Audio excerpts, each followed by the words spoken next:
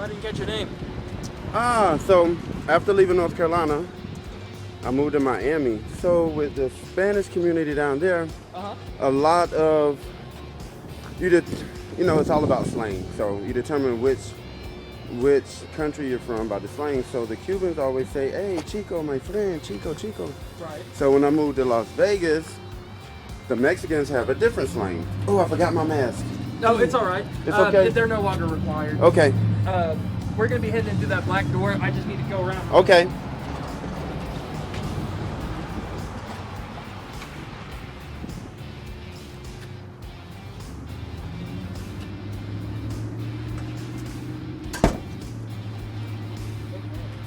Yeah, so when I moved to Vegas, the slang just kind of stuck with me. So in Vegas, they say, "Hey, way," like, "Hey, homie, hey, way." Okay. So one day I'm coming down the stairs and my friend, he looks at me, he goes, "Chico Chad," and it just stuck with me. Okay. Yeah. So I kind of earned it because I'm like, "Hey, Chico, Chico, oh, look at these beautiful cars."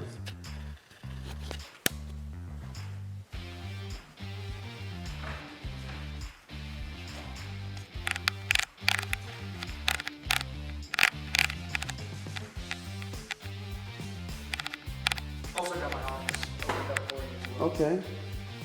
Wow.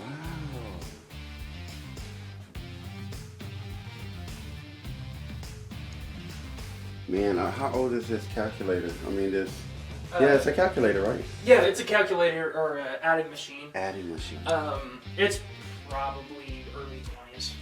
Look at those spectacles. Yeah, those are Ford factory glasses. Wow. Yeah. That's a picture of my great-grandfather. Okay.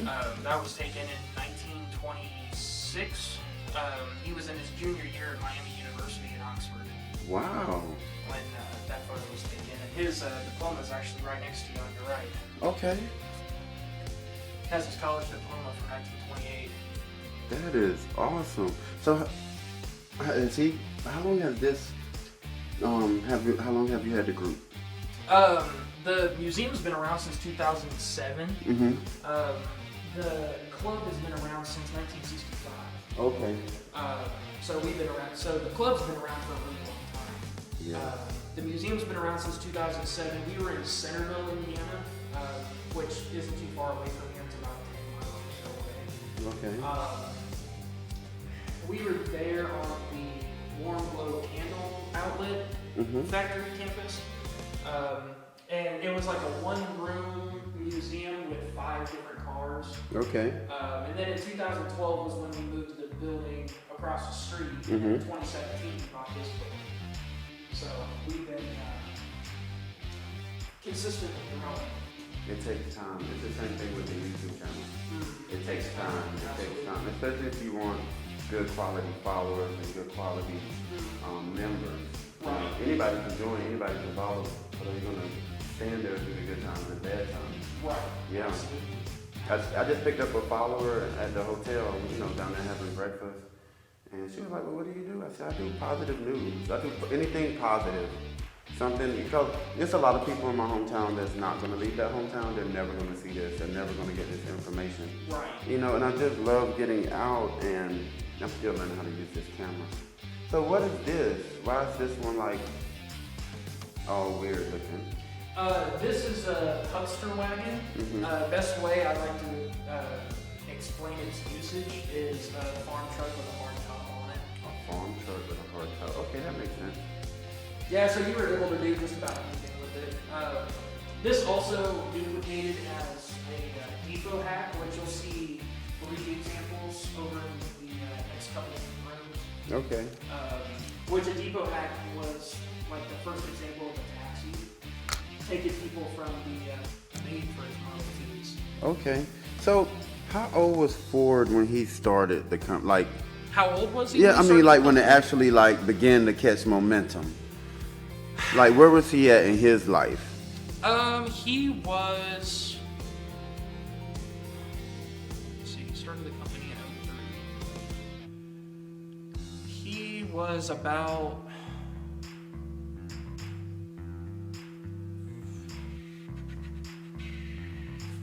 He was pushing 50. When he started? Yeah, he was pushing 50. Okay. Mid 40s, mid to late 40s, early 50s, somewhere. Okay. Ford was born 27 days after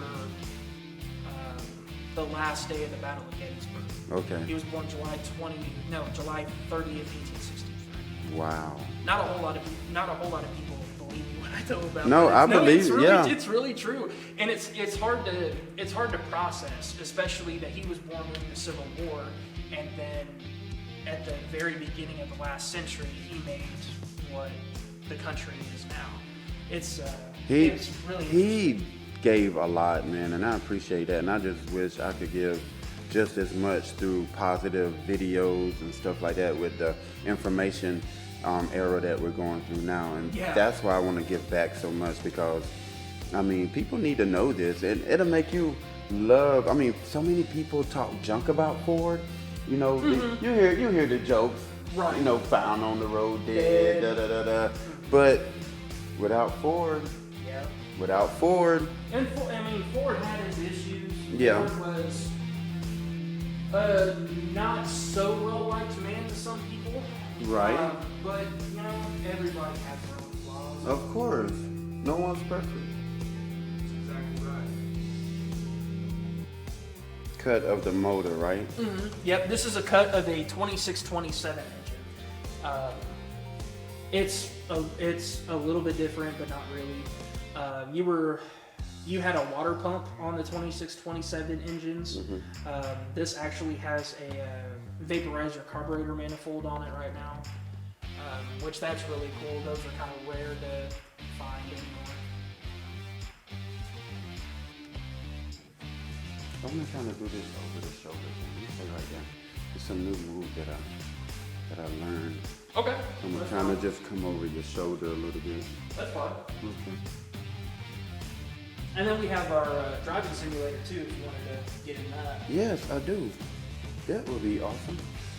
So just step right in? Yeah, just go ahead and get right on in. Okay. And I'll teach you exactly what to do to drive. I won't teach you how to turn it on because that's a little complicated. Okay. So to drive your Model T, this is your time advance or your spark. This is very common with antique vehicles. Okay. So this is no power. This is max power. Okay. And same goes for the throttle right here. Okay. So this is your throttle. This is your gas. Wow. It's not on the floor. Okay. Your lever right there, that's your handbrake / like transmission shift in a way. It's currently in the park position all the way back. If you put it 90 degrees, that's considered a neutral. Yeah. And then if you put it all the way forward, that's your drive. Okay. This is your clutch pedal where it has 2 forward gears and a neutral. You have a low and a high. Okay. Low is where your foot is all the way down to the floor. Neutral's halfway in between. You have to feel for it. You'll know when you feel it. Right. And then high is when your foot is completely off of this pedal. Okay. This is your reverse pedal. Okay. And then this is your brake. Wow. This drives a lot like a tractor. It drives. Okay. A lot. That It's a lot like a tractor. That makes sense. That makes sense. OMG. So, okay, so when did license come along? All this stuff built, Ford started a whole everything. So when was he living when like you needed, when you needed license? Yeah. You know, I'm not exactly sure when licenses became a thing, but I know that you needed to register your car by 1913. Okay. At least that's what it was for Indiana, because that was when the first license plates came out for Indiana. Okay. It was in 1913, and the first examples of license plates were made out of porcelain. They weren't made out of metal. Wow. But because they were so expensive to make and people weren't registering their vehicles really to begin with, then Have you ever driven one? You should have known that was coming, huh? Yep. I have driven one. I actually drove that depot hack in the garage back there. Okay. And I've driven one other Model T that's currently not in the museum. It was a 26 Coupe. Okay. No, 26 4 to 1. 26 4 to 1. What's your favorite? My favorite one in here? Yeah. The 26 Touring, the maroon one over in the showroom. Okay. Over there. That's my personal favorite. That's the type of car that I want. I want it with a nickel plate radiator on it. Okay. And I actually want a really nice candy paint blue for the body color. Okay. That is so. Yeah, without a windshield, you had to have the spectacles, huh? Mm-hmm. You had to have especially those. for the speedsters like this one. Yeah. So there go the spectacles right there, guys. Man, those are awesome.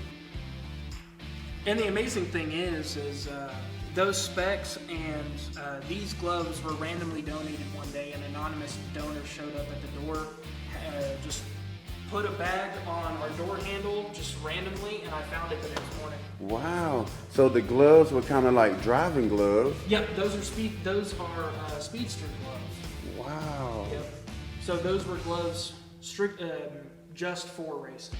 What are they made out of? What kind of material, do you know? You know, I'm not exactly sure. We were gonna have somebody come in and look at those, but they just haven't came in yet. So. Okay. Yeah. Wow, look at this. Okay, so when did racing come about then? It was honestly really early on.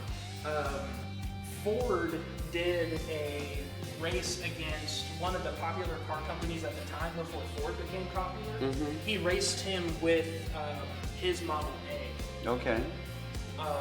Which that was again 1903, 1904, something like that. Right. And then in 1909, there was the Transatlantic Continental Race, Mm-hmm. where there were 13 different car companies and... No, I take that back. There were 13 different cars, but 2 of them were Fords. Okay. 2 of them were Model Ts, and they went from Tarrytown, New York, to Seattle, Washington, within a month. Mm.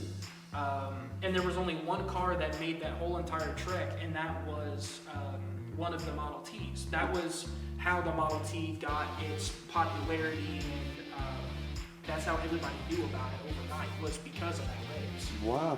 So that is awesome. And then the first Indy 500 was in 1911. So that all started here, of Yeah. course.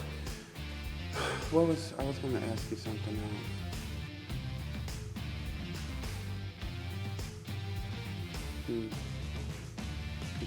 It'll come back to me. A bus, concession truck. Concession truck. Okay. Ooh, look at this stained glass. The stained glass was made by the previous owner. Oh, he put that in there. Mm-hmm. Yep, and he made the stained glass too. Yeah. Wow. The heaviest vehicle on display. Takes about 5 guys to push it. Are you serious? Yeah. Not one or 2 people can push it. We have to have special jacks for this. Gas truck, of course. Kerosene, oil, gas. So what? 90 gallon, 95 gallon main tank with 5 gallon reserve on each side. What's this red thing in here? Let me see what that is. Oh, that is a anti-theft device or a pre-police boot. Wow. Mm-hmm. Yep. So you just added it to your wheel, and you just have a key and it Yeah. works. Then the hat, of course. That's the original hat. Texaco hat. Yep. Wow. It's a reproduction. It's Oh, not a okay. real one. Okay. Well, I'm glad you took me on tour, and I'm glad you enjoyed doing this. How long have you been doing this? I've been here for a little over 2 years. Okay. How'd you get started? Oddly enough, I was a morning show producer on the radio. I Wow. was the youngest in the state of Indiana for about 8 months. Wow. And my former boss, she no longer works here. She retired in December. Okay. Her and I became really good friends. She wanted to spearhead a segment that I had on the morning show every morning. Mm-hmm. and the Historic Richmond Depot District Association, which we're in. We're in the Historic Depot District of Richmond. Okay. It's just a bunch of the Depot District businesses coming together just to help each other out and just to create the best atmosphere possible for the community. Yes. So they ended up sponsoring my segment, and I think it was around early March, February, I found out that there was a position open for a docent, which is just doing tours. Okay. So I applied, got hired almost immediately, and then I went through 2 promotions last year, and now I'm technically the museum director here. Okay. So. And it's something that you enjoy and something that you really love. Mm-hmm. Yeah. I could tell you're very passionate about it. Yeah. You know, when I first started, I wasn't necessarily thrilled about the cars because I'm a history lover. I'm not a car guy. Right. But I've really come to love these cars because of the impact that it has on the American culture, the American society, and the communities all across the globe. Yes. Without the Model T, none of society today would not be. No, they wouldn't. Or it would have took longer to get here. It would have took a lot longer. That's right. So is this an original, may I? Is that an original steering wheel? It's this is an aftermarket steering wheel. Okay. It's what's called a Fat Man steering wheel. This one's incomplete. Okay. We had actually brought this out that way we could put this in the cases. Oh, okay. And we just added a couple more things to it on Monday when we were closed. All right.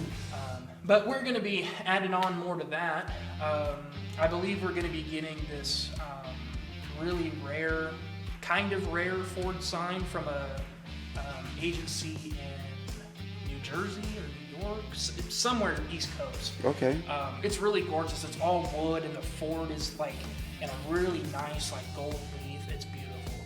I can't wait to have that. Yes. We're gonna have some stuff hanging up on the wall, and we're gonna get, I think, maybe a couple other like parts cabinets in here.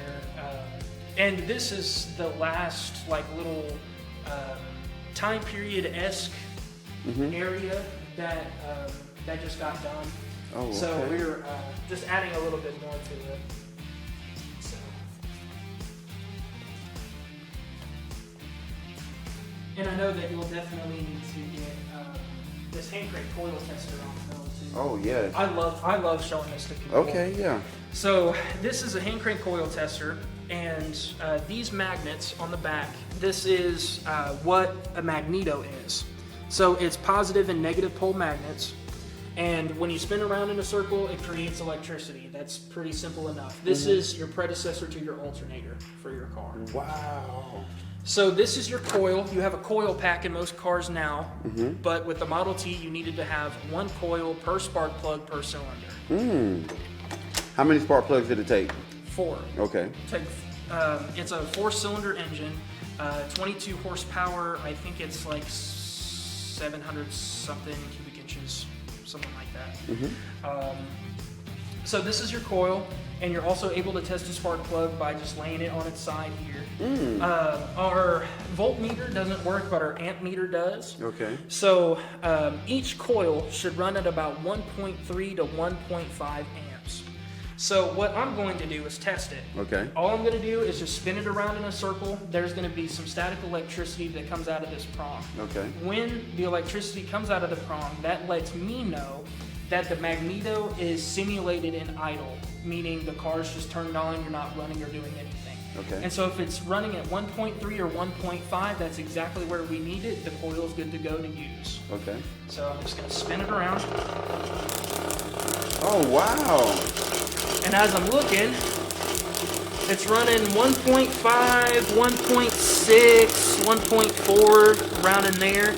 Yeah. So that's just about where it needs to be. It's running a little warm, but that's really not that big of a deal for the Model T. That is That's all you awesome. need. The predecessor to the alternator. That is awesome. This day, this time, and if not, then we just have to reschedule for you to get your car because we're too busy. So I mean, that's really just about it with it. So Carvana's nothing new. Yeah, right. Basically, is right, yeah. Ford did it first. Yeah. Ford really. did it first. Yeah, Nothing, really. Carvana, you're not doing anything new. Ford already did it. Look at that engine. Yeah, and this is a cutaway chassis too. A lot of our local members, they even come in just to look at this and make sure that they have everything in the correct spot and whatnot. This is a 16 chassis, so just about every Model T that was ever made is almost going to look exactly like this underneath. Okay. Just about. That's what made it easy to make. Mm-hmm. That's what it made it easy to make, and that's what made it so easy to work on too. Okay. Because no matter what year that you have, which we have some members that range that they have 09 to 25 or something like that, and they can work on all of them because they didn't necessarily change internally that much. Right. When it came to like the coils, like what this is, for example, or the spark plugs, or the carburetor, or anything like that, all that changed all the time. Yeah. But when it came to the engine rarely changed. I think it only had maybe 3 or 4 major changes within the whole production, the 19 years that it was made. Mm-hmm. The transmission changed a couple times, but that was really in the very beginning. And then the drive shaft, I don't really think that changed hardly at all. And that's the gas tank that you talked about Mm-hmm. that they sat on. So this is where the gas tank will be at, people, with the seat covering, and he said that you would just take the seat off and fill it up right here. Mm-hmm. And everything was solid. Then, like you ordered I heard you say you could order the blueprints for the plane, so could you order blueprints for the car? Yes. Okay. You could do that. There were some companies that offered kits that you could buy, and that would even include like the materials that you would need to build it. Mm-hmm. The majority of the time, the Ford agent or the Ford dealer Mm-hmm. would hand you like a pamphlet of like the closest commercial auto body manufacturer that he would work with. Okay. And when your order would come through, so let's just say, for example, that you ordered a car and it was a completely different car from just a standard daily driver. It was like a Hubster Wagon, for example. Right. The chassis would come into the town, then it would get taken to that manufacturer, the body would get put on, and then depending on how you wanted to pick up your vehicle, you could either have it delivered for an extra $20, or you could come pick it up via telegram, which that means that it has just like a roadster body with a pickup bed on the back instead of having the turtle deck. You just took the turtle deck off and you put the bed in the back of it, or with a truck like this one, you would have had to have it made by a commercial auto body manufacturer, or you built it on your own. Because with the common people, you were capable to buy a chassis, and just the chassis alone like this. Okay, so this is this is the chassis. So this is the chassis. So, oh wow. So with this, you could build it how you want it. You could build it how you want it. Mm-hmm. Nice. Mm-hmm. Customize your own car. Wonder what happened to that. Ford threw that out the window. Here, take what I'm giving you. Yep, exactly. Yep. We ain't got time for that. So is that when the mass production, the production line really got started? Did he really incorporate that into the Ford business? Yeah, in a way. Okay. In a way. The assembly line was installed in all of his plants by 1914. He was experimenting with it all the way up to 1911, I think. So it took him about 3 years to perfect the assembly line to put in all of his plants. Yeah. Which he had plants not only in Detroit, but he had them all over the world too. I've heard. They were made in 11 different countries, and Oh yeah, I've heard stories. and he had numerous plants across the Midwest and a couple on the East Coast. But I heard some of the stories, especially the one on YouTube. He was telling the guys, "Hey, make this engine, but we don't have the parts for it." He said, "But make the engine." make the engine. The parts are going to be made. So I understand that if you have a dream, follow it.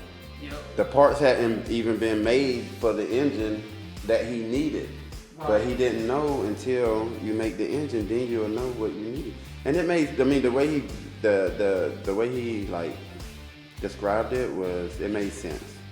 It's like continue with your dream, and then it goes to say if it wasn't for Mrs. Ford, because they said Henry Ford was really shy. Yeah, they said Mrs. Ford kind of pushed him a little bit and gave him the courage that he needed to move forward with the Ford company. Right. He kept to himself a lot, other than to his close advisors. But, yeah. If it wasn't for Clara, he probably wouldn't have taken the company to anywhere close to where it could have been. Could you blow the horn? Is that possible? Could what? Could you toot the horn? Oh yeah, I could do this. This one's the more classic Model T horn. Okay. Oh wow, that's pretty loud. Yeah, it's pretty loud. Yeah. I like it. All right. So, if you want to say to the Model T lovers out there in the world and the members out there? Just come to the Model T Museum, located at 309 North 8th Street in Richmond, Indiana. It's a great museum, and if you want a great tour, you're definitely going to get one from me or Justin. I know that the executive director, Rachel, she's been working really hard. We've all been working really hard here to make it the best possible museum that we can. We're the only Model T museum in the world. We're the only one to strictly focus on the Model T. And again, without the Model T, our whole society would not be what it is today. We would be probably 100 years behind where we are right now. Come to the Model T Museum. It's never a good day. It's never a bad day to learn something new. Right. Thank you, everyone. Chico Chad has brought you more information, more fun. And if you like it, please leave comments below. I definitely will respond. Cheers. All right. Okay, so tractor, of course. What's this? What is this right here? This one? Yeah, what is this? Why does this have like these crazy wheels on it? This one is this is a 1915 Model T Touring, and it has a mega tractor attachment on it. It's a temporary tractor conversion.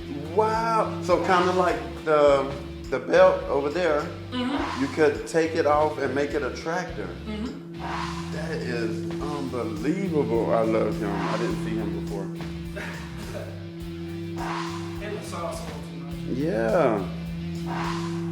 I had a ball. I got to hit the road. For the past, what month is it, April? Yeah. So it'd be about 4 months. Okay. June 19th, our big homecoming event. About over 100 Model Ts from all across the country will be, we'll just be out and about. Okay.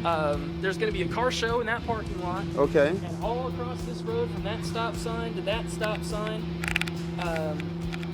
this is going to be our swap meet. Okay. Where vendors can sell all of their parts. Okay. Or parts for sale, or just any other Ford items or whatnot.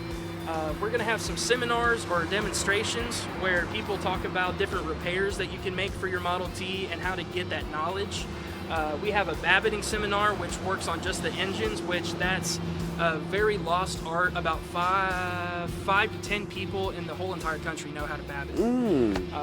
So that's Is this 1 day, 2 days, or 3 days? For members, technically 3 days. We offer tours during the day, which a tour is where all the cars go out and drive in the community. So the 17th and 18th, there are going to be 2 tours. And then on the 19th is the bigger day where the swap meet happens, the car show, the seminars, the demonstrations. And I'm even trying to get a quick tear down and rebuild of a Model T team. They'll take it down and build it back as fast as they can. I'm trying to get one of those. Okay. Which that's really cool to watch. Right.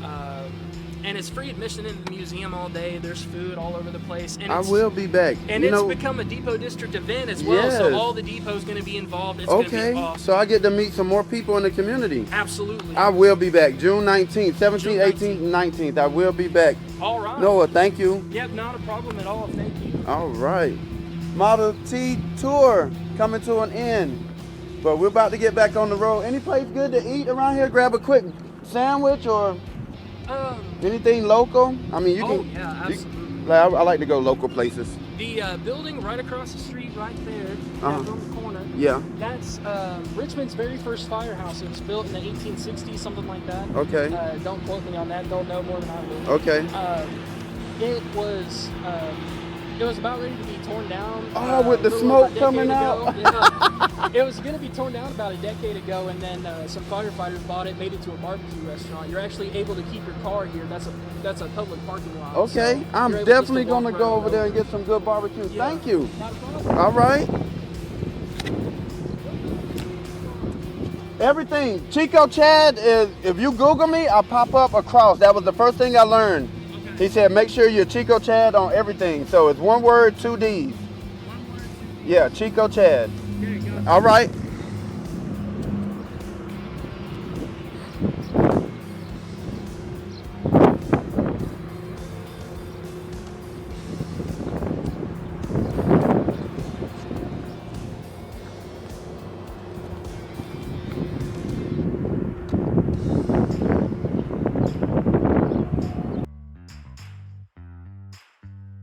Bar called the Sugar Shack. Right here? This was the Sugar Shack? Yeah, this was the Sugar Shack back in the day. Mike and Tina Turner performed here. Oh, wow. Back in probably about 1960. So how old is this bar? Is this one of the oldest bars in the historic area? Well, no, there's actually one on 5th Street that is the oldest continuing bar. Okay. But, do a lot of firefighters and firemen still support you? oh yeah. Those are all. They come from all over, yeah. Okay. Yeah. So these. I thought you might be interested. Yes. Am I allowed to walk right here? Yeah, babe. Okay. You got Dublin, Miamisburg. Yeah, enjoy. Oh, and check out the old photographs too. Yes. Of the building. Okay. And in the next room also. Okay. And a lot of the music history on the wall also. Yes, ma'am. Thank you.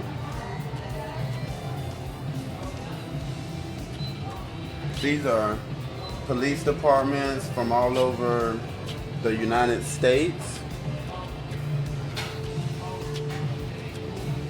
I love the support. We got fire departments from everywhere.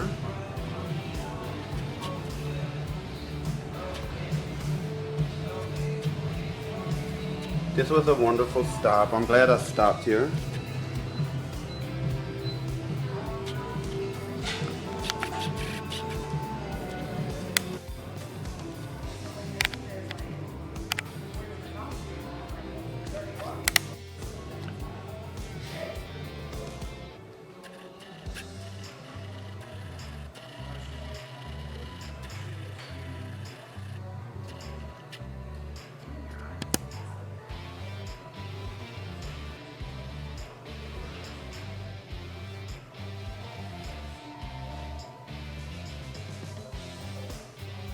Lonnie Johnson was a major influence in the development of record blues in the 1920s.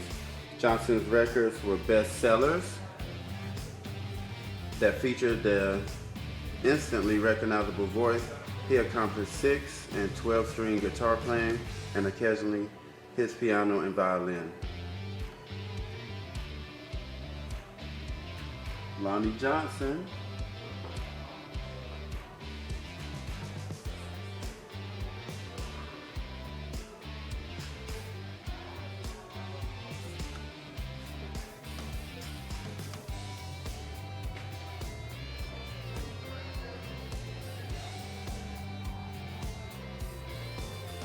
Ray Charles said no one could pound the keys like Roosevelt Sykes.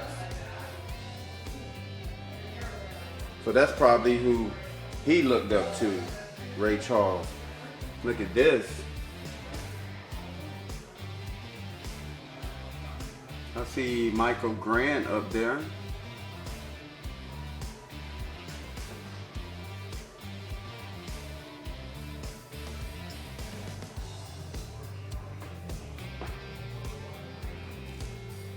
We go quote by Johnny Cash, because you're mine, I walk the line.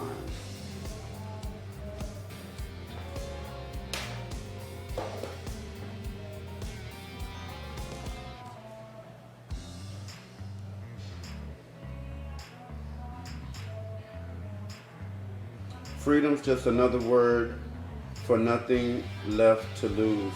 Nothing ain't worth nothing, but it's free.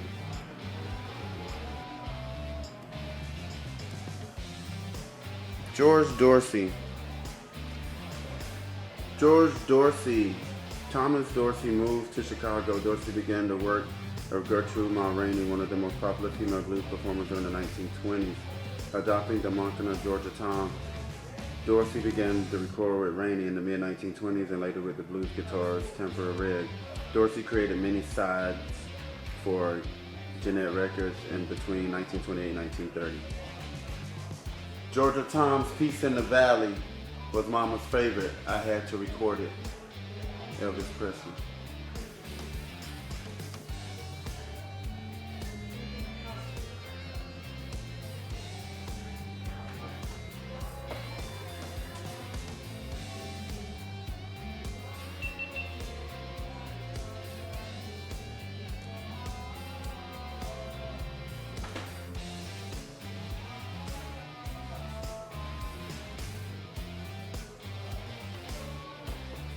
It's a lot of history here.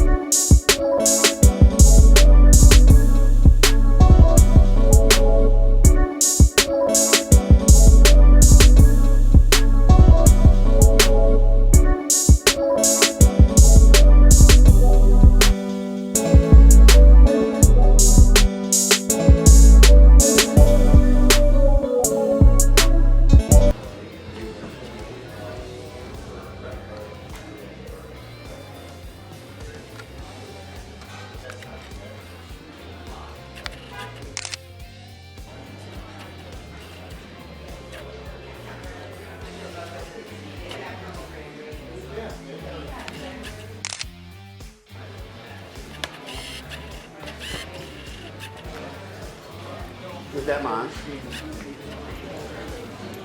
Is that one mine?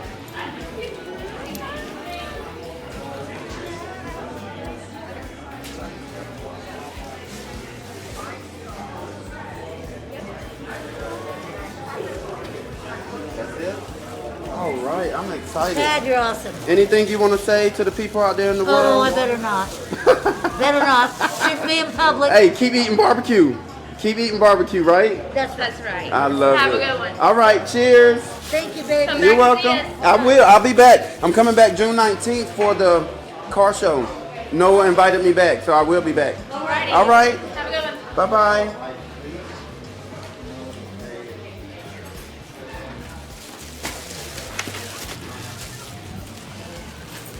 All right.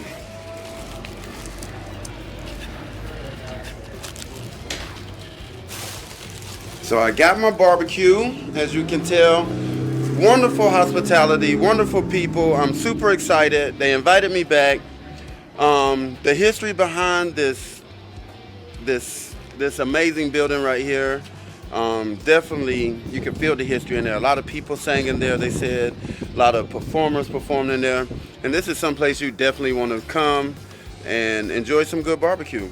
Have fun, everyone. Chico Chad has brought you another great place to eat and better information. Cheers.